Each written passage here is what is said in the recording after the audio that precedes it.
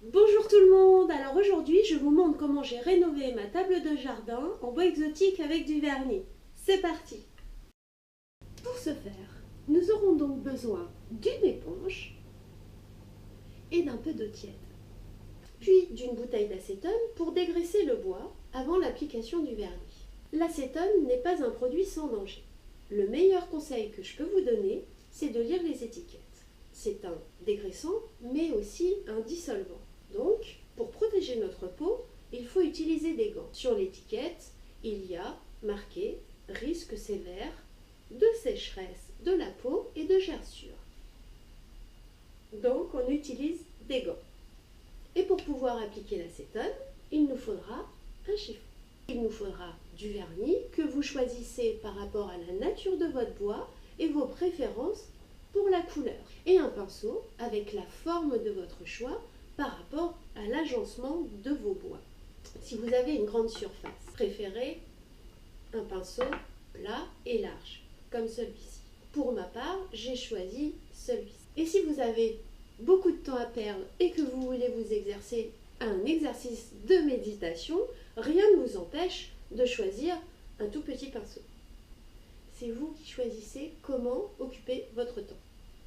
Puis, un petit couteau ou un petit ustensile pour pouvoir décapsuler le bouchon.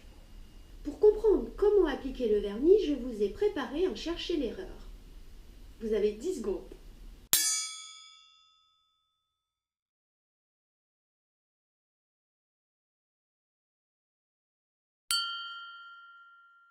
Pas de panique, si ça vous arrive, on le nettoie avec un peu d'acétone, comme ceci. Ça saute aux yeux, n'est-ce pas, quand on se trompe de sens d'application? Il se crée une démarcation. Vous l'avez sûrement déduit par vous-même. Il faut appliquer le vernis dans le sens des rainures du bois, bien l'étirer en couches fines, et ceci également pour éviter les coulures.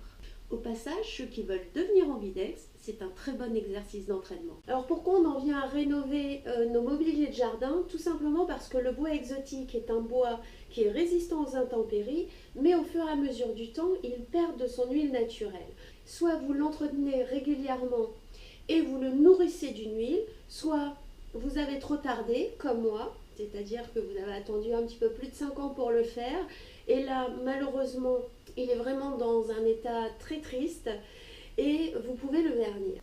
Nous appliquons maintenant la deuxième couche de vernis de la même manière. C'est un travail qui est facile à faire, qui peut prendre un petit peu de temps, c'est vrai, mais ça vaut vraiment le coup vu le résultat qui est vraiment exceptionnel. Pour moins de 20 €, faut vraiment pas s'en priver. Et voilà, c'est terminé et je vous souhaite une bonne rénovation si vous vous décidez. À bientôt. Bye.